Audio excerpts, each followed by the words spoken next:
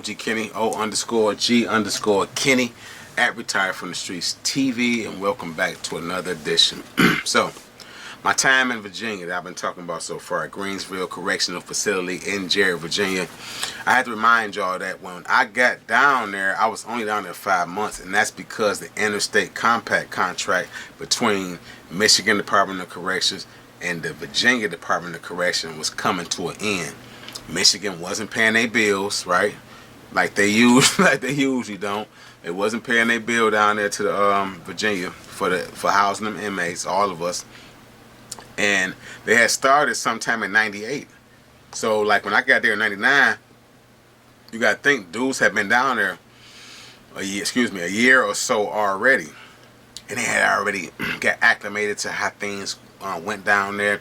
They had established pipelines already with dudes from other states like Vermont and Delaware and Virginia, and you know it was a lot of different places. And then you had a melting pot of other dudes. Like I told you, my man Sincere, he was from New Jersey, 5%er brother. You know, shout out peace to Sincere and all them brothers on the East Coast who still ride up under the banner of the 5%ers. You know, so I run into some of my brother men who already got established pipelines as well, not just with inmates, but with correction officers too, particularly female correction officers, right? What we find out through the course of us doing time down there and just having conversations and teasing at people and saying, bring us some Big Macs in or whatever. They're like, y'all make more money than us. You know, they joke about it, but we started inquiring. What y'all, I know y'all be playing when y'all say that, but you know, because up in Michigan, they paying this much an hour, 20, 25, 18, 15. So a lot of them was like, damn, we don't get that much an hour. I don't remember how much they was getting per hour, but I will say this much. They wasn't getting enough per hour to where they wasn't complaining about it, right? They were just saying that compared to Michigan Department of correction officers, they wasn't getting the type of wages that they was getting down there in Virginia, and they was not getting the type of with Michigan was getting more money and better benefits than them. Let's say that much, right? You know what that means, right? When dudes hear that type of information, they smell blood. Literally. Because you figuring, hey, you want to make some more money? You want to get that bag up? I got something you can do. Bring this in. Drop this off. Pick that up. I'm going to need a phone. I'm going to need this. I'm going to need my mans. Somebody, you know, in here that kind of, that you can trust, that can work with him too. So those relationships start getting established. So you start talking about, like, we start getting our hands on some of everything that we couldn't get our hands on up in Michigan because they already had their regimented, brainwashed way of looking at inmates. Like, no, we're not trusting these dudes. These dudes is here ready to set us up, and everything they say that come out their mouth is a lie. So what we would do was just sit up there and lay back and wait for dudes who already had their hand and stuff to come to us with opportunities like, hey, you want to get in on this next bag? Give me this much, give me that much. And that's how it was going down.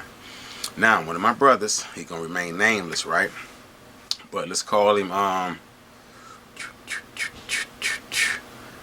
Damien, off the DMX album, right? I don't know why that came in, but let's just call him Damien. My brother Damien had got a nice rapport with this correction officer, female. She shall remain nameless. I ain't gonna describe how tall, none of that stuff, you know, but I will say she wasn't a bad looking sister, right? She also was married. I don't know what was going on in her relationship and why she chose to intermingle her dealings with, you know, a dude locked up. Maybe she was lonely, maybe he brought her something that she wasn't getting at home, but over the course of some months, and I'm talking about before I got down, they already had their thing locked in, right? I peeped. Not just me, come on, we peeped, dudes on the pod peeped the plate when, you know, she make her rounds. She always stop and give a little extra attention, a little convo, a little, you owe me extra, you know, whatever the sanction was they was imposing down there. So he was always getting the mop and having to clean up stuff. So I'm just thinking like, damn, she on bro head a little bit. But then I start thinking, hold on, they got something going on. Minding my business though, I ain't never cut him to anybody, I never asked him. Just so happened one particular day, me and the Solar, this is my Muslim brother. So it ain't just a homeboy, it's my Melanic Muslim brother. So when I say Solar, a Solar means that one who's under the banner of Melanic Islamic Palace of the Rising Sun. And that's the way of saying you my brother, you my comrade. So we call each other Solar. So my Solar, I'm talking to him, I'm like, bro, what you about to do? He said, make a round with me right quick. Come on. So we go up these steps because down there they had, you know, different tiers. So you running up the steps and whatnot. We go up there to and we talk to this correction officer, you know, and they used to call me Smiley. I don't know why. Maybe because I used to smile and be quiet. I don't know. Maybe they used to call me Smiley a lot down there. The correction officer lady. So if you know any of y'all used to be correction officers in Greenfield, y'all remember me. What up, though? So they talking. And you know they playing. I'm seeing the little touchy feely a little bit, but it ain't like no he grabbing no butt or nothing. But it's just like you know, them boom boom and slap boxing and playing. And I'm like, you know, I'm like, where the camera at? You understand what I'm saying? Well, I'm looking down the little step thing and stuff, right? Because I'm like, this making me a little uncomfortable. Not that because they got their thing going on, but because in Michigan ain't none of that. You feel me? You do that, you're already out of there. Somebody telling, somebody watching, somebody sniffing at all times. At the end of their conversation, he like, give me a kiss. And she like, what? And she kind of looked at me like, and he like, that's my brother. That's my bro. Whatever. That's old from players' time. You don't never question that. I question your loyalty before I question his. And she told me, oh, for real? He told me, give me a kiss. You know, grabbed up and all in her mouth. I'm like, ooh. What the? I'm like, I'm a little excited because I'm like, hold up. That's how they get down here. But at the same time, I'm threw back like, dog, this threw me off. I'm like, damn. So, when they bust up, we run down the steps. So I'm looking at him like, dog, you something else, dog. He told me, you like that, don't you? I'm like, man, listen, yeah, okay. I'm like, but she got that wedding ring on, bro. Ain't no telling what's hiding up in that mouth. Ain't no telling what her husband be putting in her head. You understand what I'm saying? So you better watch your mouth. He told me, nah, man, I ain't thinking about that. He told me, bro, I been gone. I ain't thinking about none of that, bro. That's my love, you know. He like, what you want some dome? You want her to take care of you? I'm like, nah, bro, I'm straight. I'm like, she already got too much going on with you and her. You know, I ain't had that much time. I wasn't that pressed. I had been down, going on 2. I had about like, at the time, before I jacked all my good time off, I still had about maybe almost 2 years to go. But I was straight. I ain't trusted. I was Gucci. I got in there. I was already scared. I told you a story about how you waiting on your age results and stuff like that in quarantine. I'm Gucci. I don't know what she been doing, who she been rotating with, how many dudes then came down here from Virginia, from Michigan, from elsewhere that she'd have been bopping around with. She might have one in each unit. Because they rotate units sometimes. That's how my mentality works. I'm good. I'm Gucci. I'm like, bro, I'm about to go home shining and pick me something nice to have, you know, whooping with, you know? So that's what I'm talking about. But I'm still not mad at bro and them who getting down, who brave enough to swap spit and all that with these girls. So I'm admiring it. I kind of, you know, respect it. You got to. So over the course of time, you know, off and on a few weeks, we you know, I'm seeing bro, he coming pulling up with fatties rolled up like, bro, what's up? I'm like, I like a couple times, you know, all right, I'm going good, you know, but because I really was trying to stay on my ding, you know, and you got to understand when you're dealing with Muslims, incarcerated Muslims as well as ones in the street, you're gonna always, especially when you're dealing with Islamic organizations that are not traditional Sunni. And you know, and then they're coupled with a political regimen. You're gonna always have some brothers who are more radical, right, and more militant than they are spiritual, right? It's gonna always be that case. So in this case, this brother was a little more radical. I had been radical already in the streets. I didn't want to be radical no more. I wanted to tap into my spiritual side, so I was working on that. So a lot of stuff dudes was asking me, I'm like, nah, I'm Gucci, bro. Cause I know me. Once I get involved, I'm all the way in it. And I don't like turning the water faucets off, but I like running it up and all that. And next thing I know, I'm in trouble again. So I say, I know me. I know my weaknesses. I'm Gucci, right? Boom. He was like, cool. He left it at that, right? As far as putting the pressure on me all the time, trying to get me together with the chicks. But he still had me around a lot of times with him. You feel what I'm saying? When he was doing dealings with baby girl.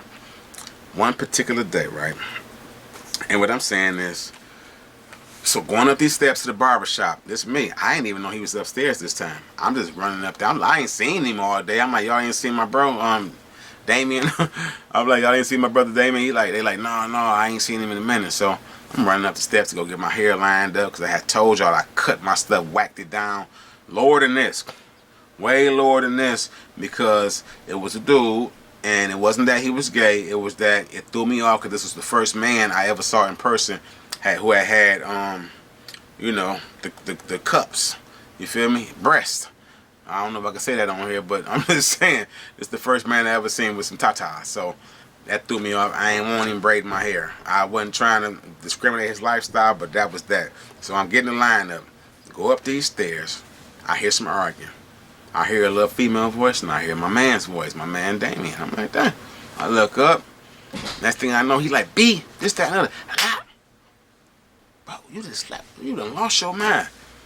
So I just, you know, as I'm coming up, I just kind of be like, Sola, you know, kind of call him, just let him know, like, hey, you loose. I could have been anybody coming up these steps. You ain't paying no attention. You know, hey, Ishmael, bro. Let me holler at you real quick. You know, I mean, that's you up there. I act like I didn't see him, so I didn't make myself like, no. I'm like back, like, hey, that's you, bro. Ishmael, come here to the house right quick. But I'm like, bro, what's wrong with you? I'm losing your mind, bro. Don't put your hands in no dang police. Bro, listen, I understand that's your little whatever, little prison girlfriend, whatever, bro. But you putting your hands on a woman, bro. I ain't saying, like, I don't agree with that anyway, putting your hands on a woman, but this is a female, and it's a correctional officer. You an inmate, you a convict, my baby. What are you doing? You about to blow it off for a bunch of us, bro. You about to have all of us on lockdown up in here. You about to blow it like, come on, tighten up, my baby.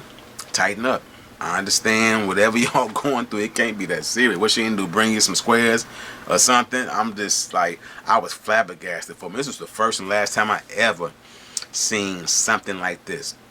Where you got a correctional officer who done cross the line with an inmate and they're in a relationship that's volatile enough to where the inmate is binking her up like he on some Ike Turner stuff. Threw me off, blew my wig. And I'm like, whoa, bro, you tripping. He like, man, I always get her together, bro. If I say do something, she gonna be straight, you will see. You feel me? All I know is a couple days later, we get this, damn, sirens coming, right? Sirens going.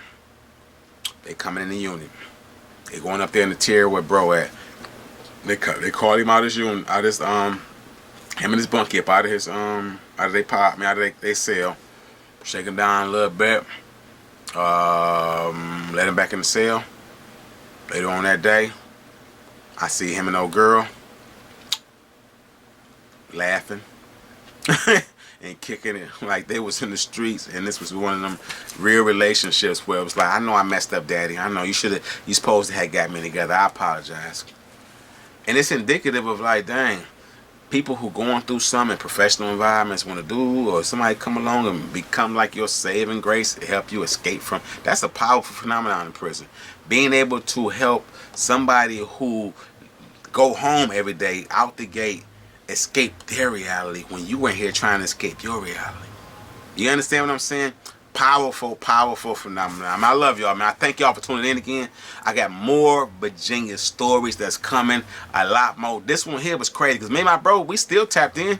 Like, to this day, like, we still tapped in, still love him. Got back to Michigan, got into some bread together. But that down there, we had talks about that, bro. We had to have a meeting. I had to call that brother to a meeting. Like, look, bro, y'all, you got to tighten up, bro. So, until next time, y'all be safe, and I love y'all. Hit the subscribe button if you haven't so far. O_G_Kenny at Retired from the Streets TV. And I'm out.